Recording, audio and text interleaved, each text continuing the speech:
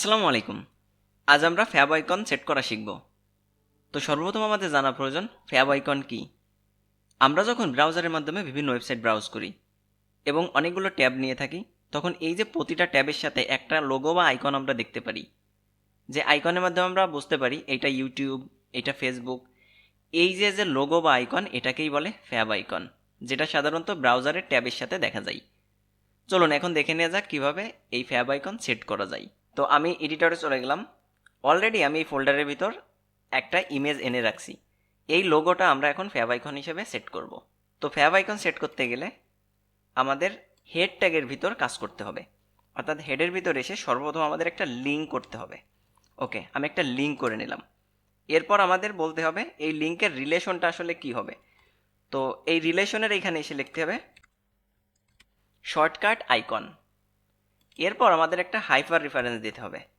ওকে, hyper reference মানে আমরা বুঝতে পারতেছি একটা রেফারেন্স দিতে হবে, সেটা যে কোনো একটা ইমেজ বা লোগোর। ওকে, আমি এখানে রেফারেন্স হিসেবে এই ইমেজটাকে দিতে চাচ্ছি। যেহেতু সেম ফোল্ডারে আছে, সুতরাং শুধুমাত্র ইমেজের নামটা ব্যবহার করব। এতটুকু করলেই কিন্তু আমাদের ফ্যাব আইকন চলে আসবে, কিন্তু আমাদের টাইপটাও বলে দিতে হবে। টাইপে যে আমরা এটা কি ব্যবহার করছি, একটা ইমেজ, এবং স্লাইড দিয়ে বলে দিতে হবে এটা হলো একটা এক্স আইকন।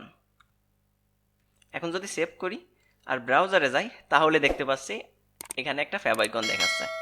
তাহলে আমরা কি করলাম যদি আমি একটু দেখি, তাহলে একটা লিঙ্ক নিয়ে নিলাম, লিঙ্ক ট্যাগ, আর যার ভিতর বলে দিলাম আমি যে লিঙ্কটা করতেছি তার সাথে এই পেজের রিলেশন হলো শর্টকাট আইকন। ওকে, দেন আমাদের একটা হাইপার রেফারেন্স দিতে হবে, অর্থাৎ আমার যে আইকনটা ইউজ করব সেই আইকনটা কোথায় আছে। তারপর বলে দিতে হবে টাইপ, অর্থাৎ কোন টাইপের আইকন আমরা ইউজ করতেছি। তো আমি এখানে বলে দিলাম ইমেজ বা এক্স আইকন।